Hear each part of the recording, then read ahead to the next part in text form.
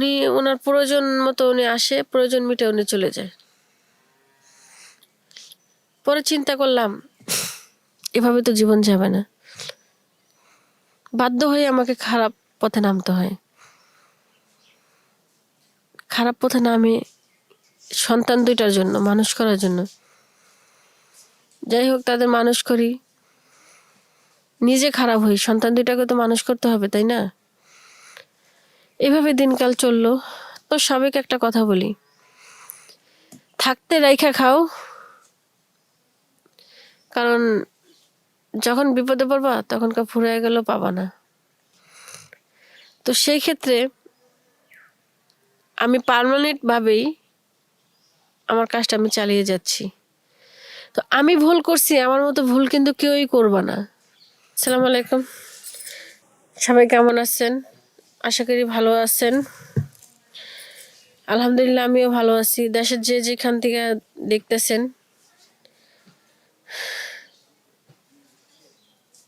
সবাইকে আমার সালাম।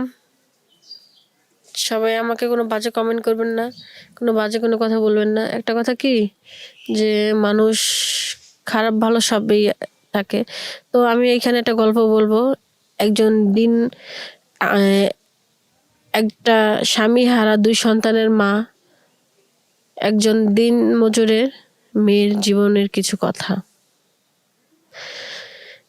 সবার জীবনে কষ্ট আছে, কষ্ট ছাড়া কেউ কখনো বাঁচে না।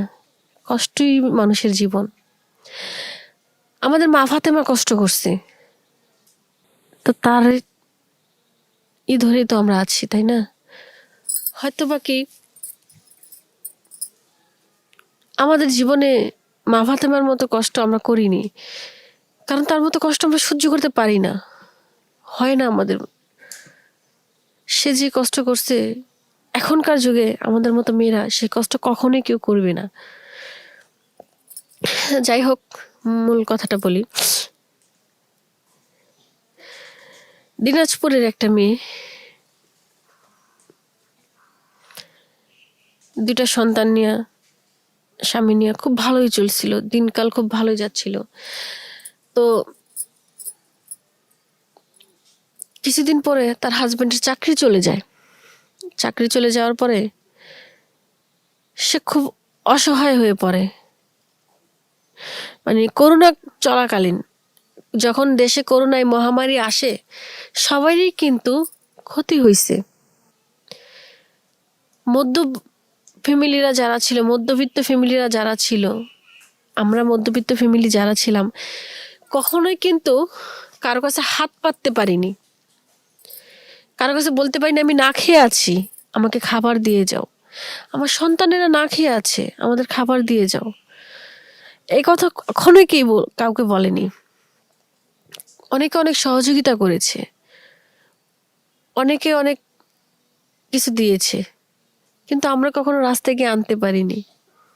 আমার চক্ষু লজ্জা, এই লজ্জার কারণে আমরা না খেয়ে ঘরে পেটে বালিশ চাপা দিয়ে শুয়ে আছি। কিন্তু ছোট ছোট বাচ্চাদের কি বুঝ দিই আমরা? কোনো বুঝ দেওয়ার মতো ছিল না তো আমাদের কাছে। একটা কথা বলতে কি, মানুষের জীবনটা এরকম, কি বলবো, বলার মতো কোনো ভাষা নেই আমার। করোনাকালীন ওর হাজবেন্ডের চাকরি চলে যাওয়ায় খুব অসহায় পড়ে। তারপর 3 মাস পর তার স্বামী মারা যায়। আপনারা দেখেন সে কি অসহায়। তারপরে 3 মাস পর তার স্বামী মারা যায়। সে 2টা সন্তান নিয়ে কতটা কষ্টের মধ্যে ছিল। স্বামী মারা যাওয়ার পরে মেয়েটা কতটা অসহায় হয়ে পড়ে। নিজের কোনো বাড়ি ঘর না থাকায় ভাড়া বাড়ি ছেড়ে দিতে হয়েছে তার। নিজের কোনো বাড়ি ঘর না থাকায় ভাড়া বাড়ি ছেড়ে দিতে হয়েছে তার।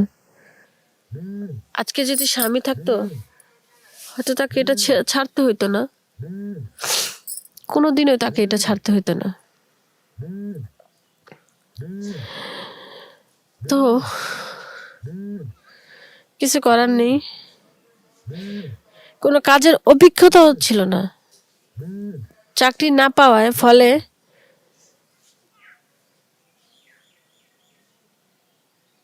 আমি চিন্তা করলাম, অভিজ্ঞতা না থাকলে কি চাকরি করা যায় না? আমি 2টা সন্তান নিয়ে কি খাবো, কি করব? মাথায় মানে ঘুরপাক খাচ্ছিল তখন। শেষ পর্যন্ত আমার গ্রামের একটা বড় ভাই আতিক, সে আমাকে বলে, তুই আমার সাথে ঢাকা চল, সন্তান 2টা নিয়ে কষ্ট করস, ঢাকা গেলে তোর ভালো চাকরি নিয়ে দেবো, সন্তান 2টা নিয়ে তো 3 বেলা জায়গায় 2 বেলা খাইতে পারবি।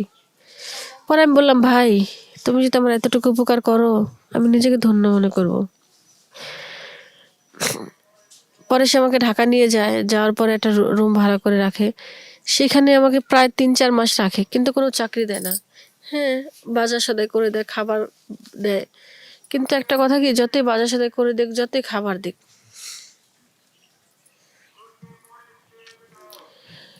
আমি কাজ করলে আমার সন্তানের ভবিষ্যৎ, সন্তান নিয়ে আমি ভালো থাকবো, সুস্থ থাকবো, এটা কিন্তু সবাই চায়। তো সেই ক্ষেত্রে ওই রকম তো কিছুই উনি করে দেয় না। উনি ওনার